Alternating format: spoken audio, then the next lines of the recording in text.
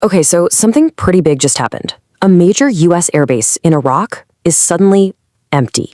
All the troops, all the equipment, gone. Now, on the surface, it might look like just another planned departure. But as we're about to see, the real story behind this withdrawal is way more complicated. We're talking about intense pressure, a very powerful threat, and a huge shift in military strategy. To really capture the feeling on the ground, the report we're analyzing today kicks things off with this incredibly dramatic Urdu verse. It translates to, "We left your street in great disgrace." I mean, wow. Right from the start, this frames the whole exit not as some proud, planned withdrawal, but as something much closer to a forced retreat. It's a really powerful way to set the stage. So here's the core fact. US forces have totally pulled out of the Al-Assad airbase, which was one of their most important hubs in Iraq. And this wasn't just a simple drawdown, you know? The source makes it really clear that they took everything with them, leaving the base completely empty, the whole shebang. Well, this brings up the big question, right? Why now? And why did it happen so suddenly? Was this just part of some long-term plan we didn't know about? Or was the US actually forced out? The source we're digging into presents two very, very different narratives here.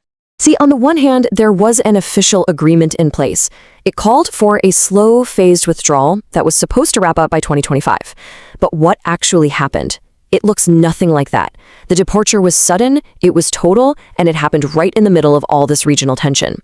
And this is the core of the argument from our source, that something or someone forced America's hand and just blew up that original timeline. So, what was that something? What was the pressure? Well, the report points a finger at one thing and one thing only, a credible and frankly overwhelming military threat from Iran. This wasn't about politics or diplomacy. This was about a military reality on the ground that just couldn't be ignored anymore. And this number right here, this is at the heart of it all. The source we're looking at claims that Iran has more than 600 Khyber ballistic missiles pointed at the region, ready to launch at a moment's notice. We're not talking about a small, theoretical threat here. This is an arsenal that can completely change the balance of power. And the threat isn't just about those missiles either. As our source lays it out, Iran has this multi-layered strategy. It includes advanced drone fleets, which are a huge deal these days, plus a whole network of powerful proxy forces, local militant groups that they support all across the region. And here's the kicker. They claimed they had the ability to hit 8 different US bases all at the same time. Okay, but you might be wondering, is this all just talk? Is it just posturing? Or has Iran ever actually shown that they can do this? Well, the report argues that, yeah, they have. And that's exactly why this threat was taken so seriously. Let's just take a look at the timeline. The report points to 2 really key events. First, remember after the killing of Qasem Soleimani? Iran retaliated by launching a huge barrage of missiles at this exact same base, Al-Assad, causing massive damage. And second, in a different incident, the source claims Iran fired 16 missiles at the Al-Udeid base, and that even with advanced US defense systems, 4 of them got through. So these events proved that Iran's threats were absolutely not a bluff. So with this proven power, Iran then turned its attention to America's allies in the region. They basically used the threat of their missile arsenal to put these countries in a completely impossible situation.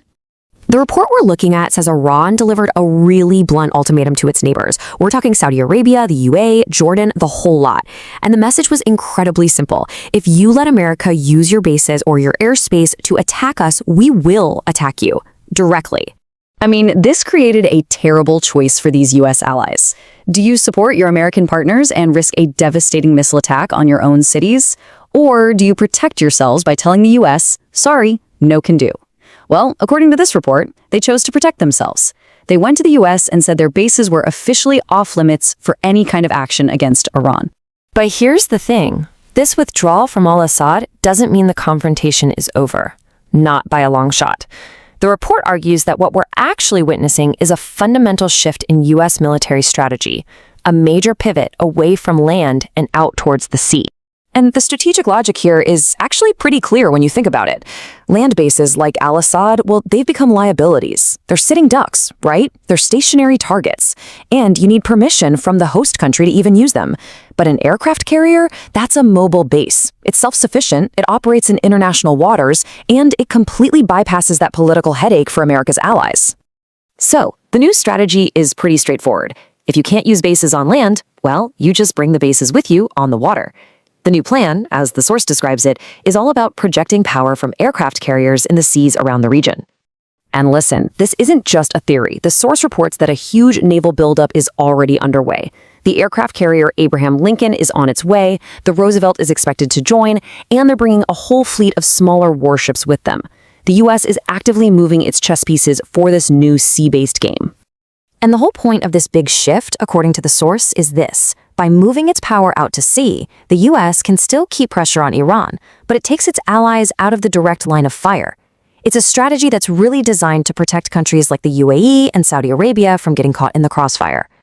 So what's the big takeaway here? This departure from the Al Asad airbase is so much more than a simple troop withdrawal. It's a direct reaction to a very real military threat. It's a concession to massive regional pressure, and it's a pivot to a whole new military strategy. And that leaves us with one final, pretty unsettling question. Was this a tactical retreat to cool things down, or is it just the prelude to a new and maybe even more dangerous phase of the conflict, one fought from the sea?